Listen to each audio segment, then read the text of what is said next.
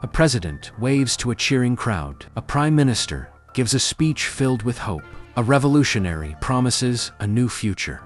Gunshots. In Africa's post-colonial history, assassinations have not only taken lives, they have redirected nations, triggered wars, accelerated reforms, and reshaped global politics. Today, on Rankview, we examine 6 assassinations that changed African history forever. These are not conspiracy theories. These are documented turning points. And number 1 remains one of the most controversial political killings of the 20th century. Number 6. Chris Hani, South Africa, 1993. In 1993, South Africa stood at the edge of democracy. Apartheid was collapsing. Negotiations were underway. The country was preparing for its first multiracial elections. Chris Hani was one of the most popular leaders of the anti-apartheid struggle. As Chief of Staff of the Armed Wing of the ANC and later Secretary General of the South African Communist Party, he had massive support, especially among young black South Africans. On April 10, 1993, Hani was shot and killed outside his home in Boksburg by a far-right extremist. The reaction was immediate. Protests erupted. The country teetered on the brink of civil war. Many feared South Africa would descend into widespread violence before elections could happen. Instead, something unexpected occurred. Political leaders, including Nelson Mandela, called for calm. Negotiations were accelerated. Some historians argue that Hani's assassination actually sped up the transition to democracy. One killing nearly pushed South Africa into chaos, and at the same time forced the nation to confront its future faster than planned. Number 5. Thomas Sankara, Burkina Faso, 1987. When Thomas Sankara took power in 1983, he was just 33 years old. He renamed the country from Upper Volta to Burkina Faso, meaning land of upright people. He launched anti-corruption campaigns, promoted women's rights, encouraged local production, rejected foreign aid dependency, and vaccinated millions of children. But his policies also created enemies, both internally and externally. On October 15th, Sankara was killed during a coup led by his close ally Blaise. The official narrative at the time was brief and controlled, but for decades, questions lingered about foreign influence and political betrayal. After his death, many of his revolutionary policies were reversed. Burkina Faso shifted direction politically and economically. Sankara later became a symbol, not just in Burkina Faso, but across Africa, of radical reform and anti-imperialist resistance. His assassination didn't just end a presidency, it ended a revolutionary experiment. Number 4. Melchior Ndadaye, Burundi, 1993. In June 1993, Burundi held its first democratic elections. Melchior became the country's first Hutu president in a nation long dominated by governments and military structures.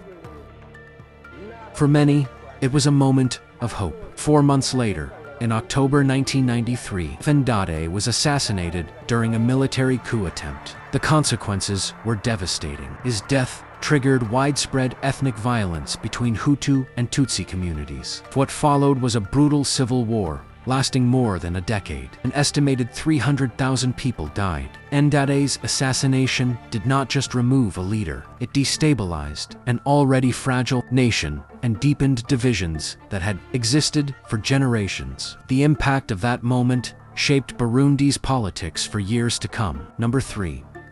Anwar Sadat, Egypt, 1981. On October 6, 1981, Egypt held a military parade to commemorate the 1973 war with Israel. President Anwar Sadat was seated in the reviewing stand. During the parade, militants linked to extremist groups within Egypt opened fire. Sadat was killed on live television. His assassination shocked not just Egypt, but the world. Sadat had signed the Camp David Accords in 1978 and a peace treaty with Israel in 1979, becoming the first Arab leader to do so. For some, he was a visionary who avoided endless war. For others, he had betrayed the Arab cause. His death marked a turning point in Egyptian politics. Hosni Mubarak took power and would rule for nearly 3 decades under emergency laws. Sadat's assassination reshaped Egypt's internal security policies, its political freedoms, and its regional role. One attack at a parade changed the trajectory of the most populous Arab nation. Number R.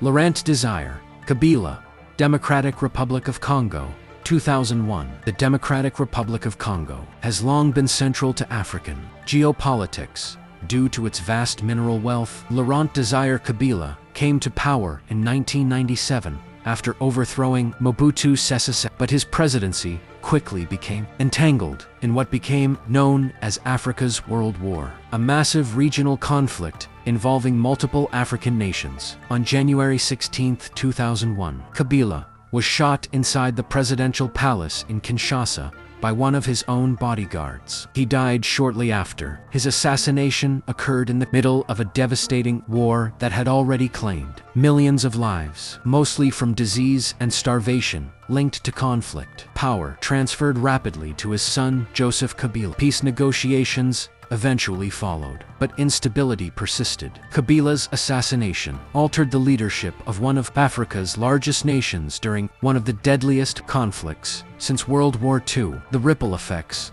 are still visible today. Number 1.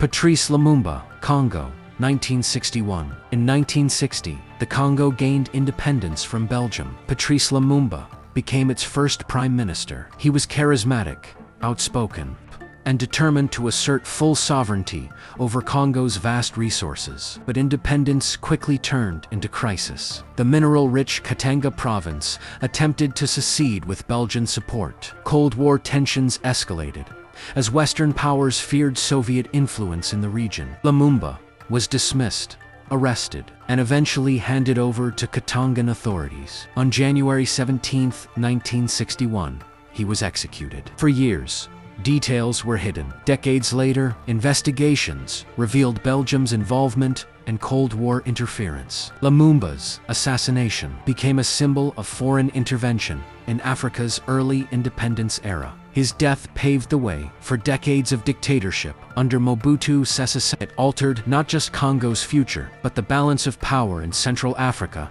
during the Cold War. Even today, Lumumba remains one of Africa's most powerful historical figures. His assassination is still discussed in international courts and academic research. These assassinations were not isolated events. They were catalysts, moments where fragile systems cracked under pressure. Some triggered war, some accelerated reform, some reshaped international alliances, but all of them changed history. The question is not only who pulled the trigger, it is why the conditions existed in the first place. Power struggles, ethnic tensions, Cold War politics, ideological divisions. Africa's modern history has been shaped not only by elections and independence movements, but by the violent removal of leaders at critical moments. And in many cases, the consequences lasted far longer than the lives that were taken. This is Rank View, where history is ranked and the past still echoes into the present.